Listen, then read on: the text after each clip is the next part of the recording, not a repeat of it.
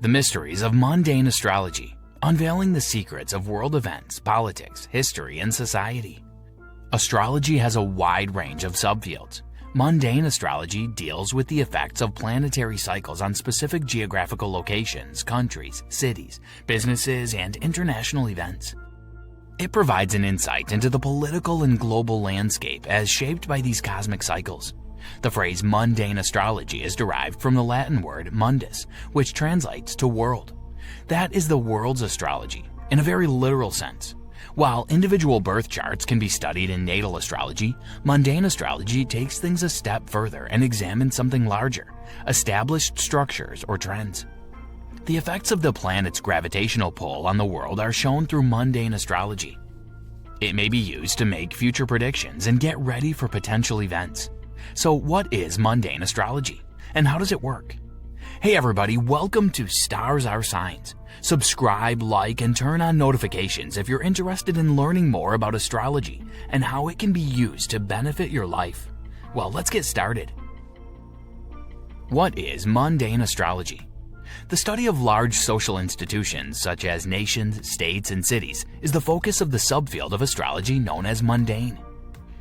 It has been carried out from ancient Mesopotamia for nearly 4,000 years now. It is the oldest form of astrology that we know of. According to Chris Brennan's book, Hellenistic Astrology, the practice first took the form of texts describing basic astronomical portents like if X then Y. The phrase, "the monarch will perish if there's an eclipse," is said to be one of the oldest examples. Throughout the course of history, astrologers have amassed a growing body of evidence consisting of these predictions, and this information has provided the basics for our current understanding of common astrology. The original mundane readings are the source of the interpretations that are used in current natal astrology for the planets, houses, and signs. The development of natal astrology occurred much later as a branching off of this early system. There are a few other names for mundane astrology, including universal astrology and judicial astrology. The most challenging aspect of mundane astrology is the process of acquiring accurate birth data for the purpose of constructing a chart. It can be difficult to choose an exact date, let alone an exact time, to use for the Genesis chart of a nation, state, or city, because we're not looking at a single person for whom there's typically a reasonable distinct moment of birth. If we were looking at a single person, however, it would be much easier. A certain date and time are necessary in order to determine the angles, which will then allow one to locate the homes. As a consequence of this, a sizable element of mundane astrology consists of examining past events and seeking to pinpoint the exact time period to use as the birth date or time of any specific country, city, or institution. In a related vein, this problem also exists in the field of financial astrology. So a significant amount of reading and research is required in order to acquire the precise birth facts necessary for mundane astrology. By scanning Astro Databank, you will be able to obtain various charts that are regularly utilized by the majority of countries throughout the world. This is a wonderful place to start if you don't know much about the location you're investigating, or if you don't feel like reading hours of history to find the most acceptable time to utilize for their chart. Predicting what will happen on a worldwide scale is the primary objective of traditional astrology. Using the same timing techniques for natal astrology, such as transits, solar arcs, secondary progressions, and eclipses, is possible. Comparing the current transits to the traditional chart is the most common approach taken by those interested in knowing what the future may hold at any particular time. While doing an analysis of a mundane astrology chart, the planets and the angles that they produce are the most important aspects to take into consideration, followed by the houses that the planets occupy. In terms of the exact significance that may be derived from an interpretation, the planets and houses have more weight than the signs. In its place, they provide the background context and quality of the themes and personalities that the houses and planets symbolically represent. What are the planets' significance in mundane astrology? When it comes to mundane astrology, the sun, the moon, and the planets each have their own distinct importance, since they represent different social levels in each and every culture and country.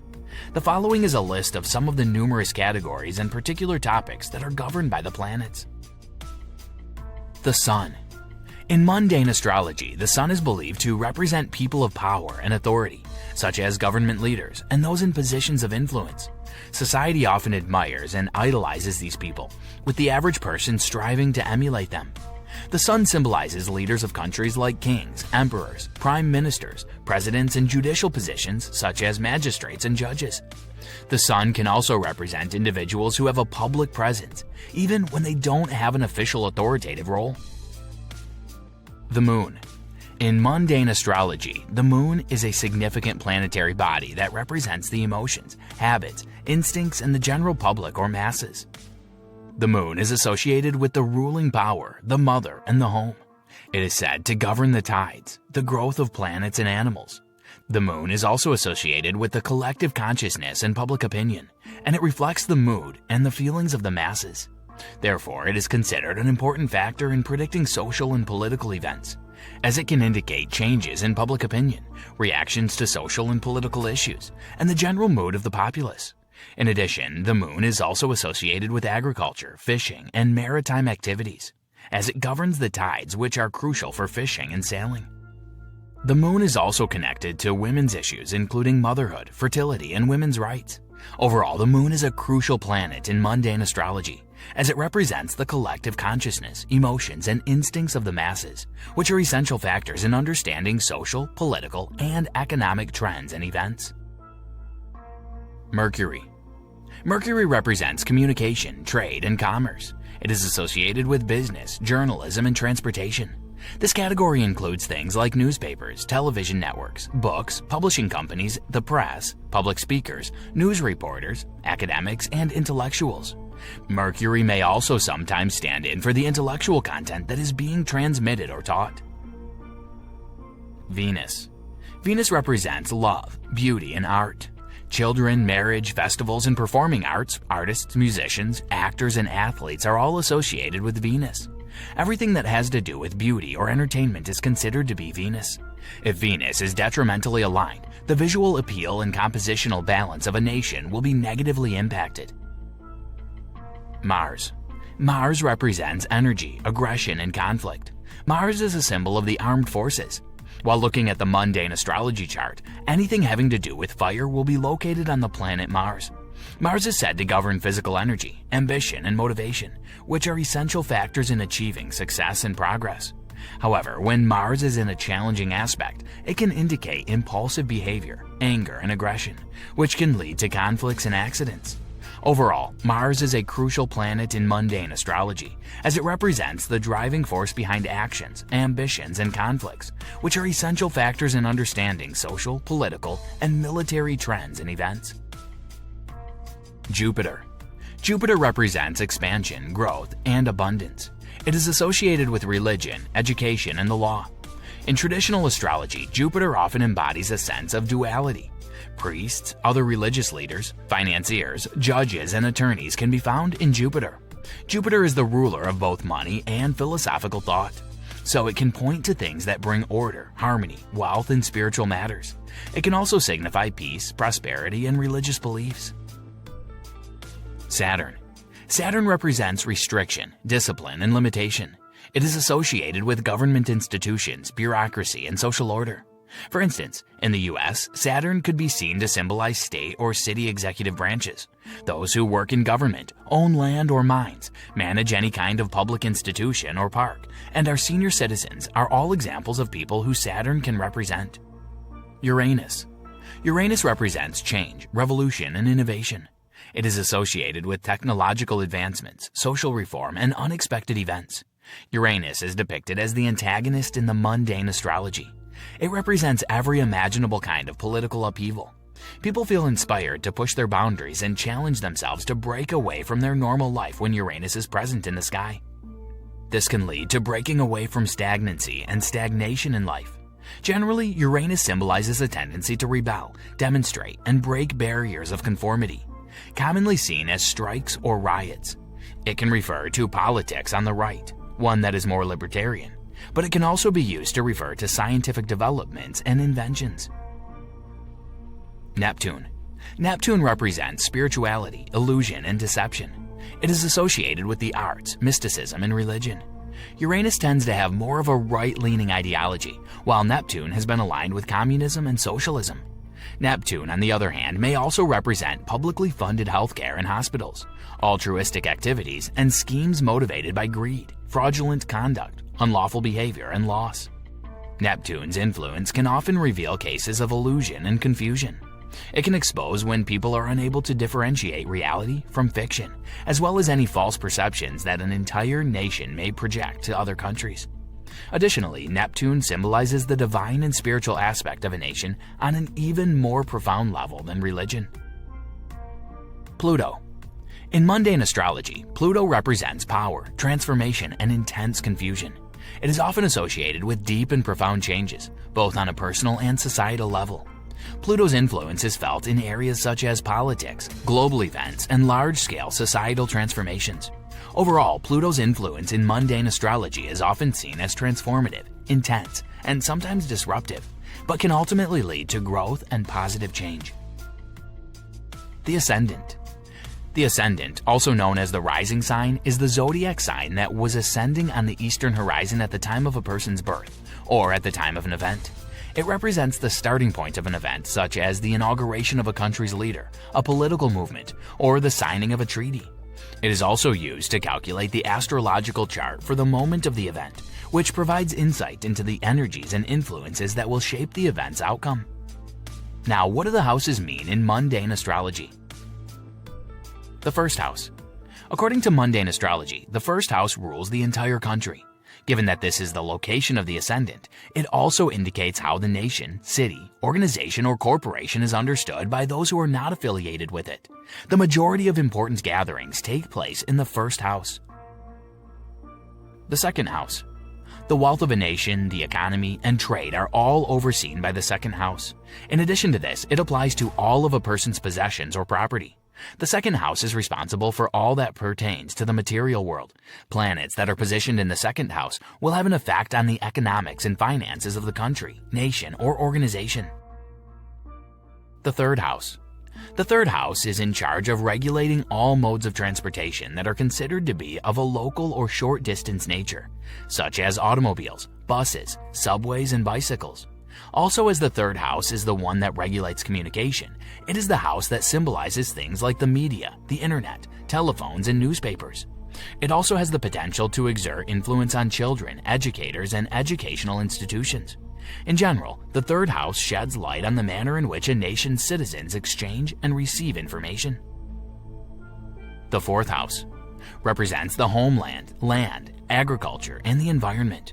It rules the household, landowners, and land workers, as well as the founder cities and the ideas on which people labor and cast their ballots. Moreover, it governs the founding cities.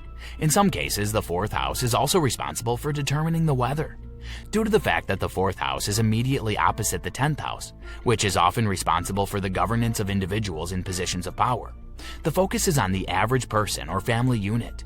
It typically stands in striking contrast to the leaders, and it could give a historical or philosophical insight as to the roots of the nation. The fifth house. It represents creativity, entertainment, sports, and youth. The fifth house is in charge of everything from plays and sporting events to amusement parks and casinos, not to mention social get-togethers. The activities that people participate in for their own pleasure as a culture are the primary topic, and it is shown how different people pick their hobbies and how they use their spare time. The sixth house. The sixth house is responsible for determining policies for public health, healthcare, hospitals, and epidemics. It represents public health, labor, and working conditions.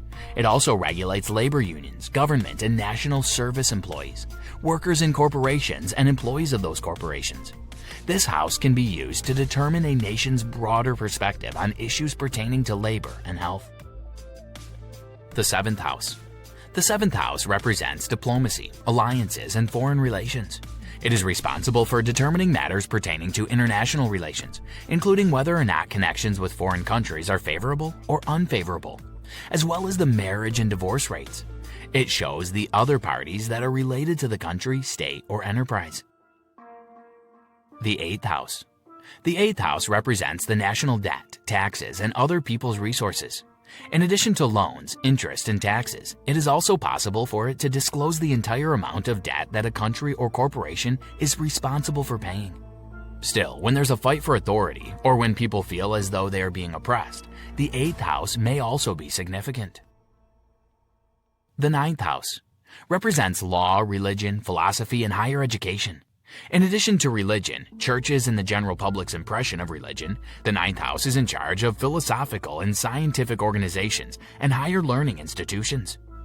Yet, the ninth house may also be in charge of determining destinations for leisure activities, significant events, and long-distance travel by ship or airplane. The ninth house is also responsible for controlling the legal and judicial systems. The 10th house represents the government, rulers, and administration. The 10th house is symbolic of the king or president, in addition to the entirety of the administrative structure. Even though they don't hold positions of responsibility, those associated with the 10th house can sometimes exert influence over prominent figures. In a broader sense, the 10th house is responsible for determining one's position, amount of influence, and the type of public work held. The movement of a planet through the 10th house will have an effect on the highest-ranking officials of the nation or corporation, as well as on the government or other authoritative bodies as a whole. The 11th house represents social groups, organizations, and friends. The 11th house is in charge of regulating the masses and the groups. It is associated with aspirations, hopes, and dreams for the future, as well as humanitarian and progressive ideals. The planets and signs that occupy the 11th house, as well as their aspects, are analyzed to gain insights into the trends and events related to social movements, technological advancements, and the aspirations of the people. The 11th house can also indicate the potential for social upheavals and radical change, as well as the role of the masses in shaping the future of society. The 12th house represents hidden enemies, prisons, hospitals, and charitable organizations. It is associated with self-sacrifice, spiritual growth, and collective unconsciousness. The 12th house is also associated with the endings of cycles and the dissolution of old patterns. It represents the need to release attachments to the past, including old wounds and negative emotions, in order to move forward towards spiritual growth and enlightenment. In addition, the 12th house is connected to institutions that deal with confinement and isolation, such as prisons and hospitals. It represents the need to care for the less fortunate and to provide service to those who are suffering. The planets and signs that occupy the 12th house, as well as their aspects, are analyzed to gain insights into hidden activities, secret enemies, and the potential for self-sabotage. The 12th house can also indicate the potential for collective spiritual awakening, as well as the need for compassion and empathy towards others. So what do you think about mundane astrology? And can it be used to predict world events?